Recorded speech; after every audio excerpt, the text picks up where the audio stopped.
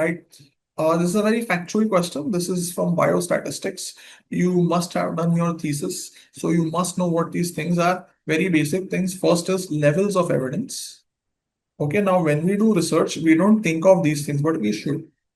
Because many of us in our residency, we do retrospective studies. Like we call it a surgical audit of lap cholecystectomy, of ripples, of resection anastomosis, whatever. Does a retrospective study truly add to the database as much?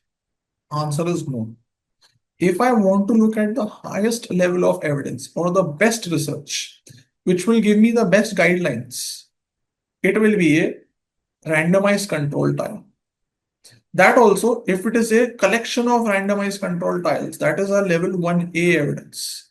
Systematic reviews or meta-analysis means there were 10 randomized control trials done, which tells me does sleeve gastrectomy give more weight loss or RYGB? 10 were done.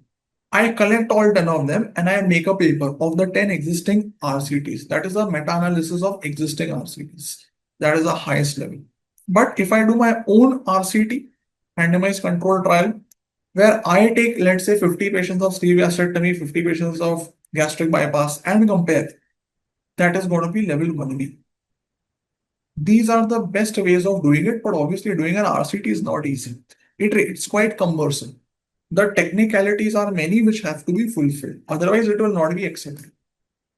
So, level 2 evidence is usually going to be lesser quality RCTs, prospective studies. So, you don't call them RCT, you call them prospective, or meta-analysis of other studies of non-RCTs. Like if there were 10, 20 retrospective studies, I will combine them and do their meta-analysis. That will be level 2 evidence. Everything else will come below it. Level 3, retrospective or case control studies going back in time. Level 4 will be case reports or case series. Level 5 will be just an opinion or a commentary.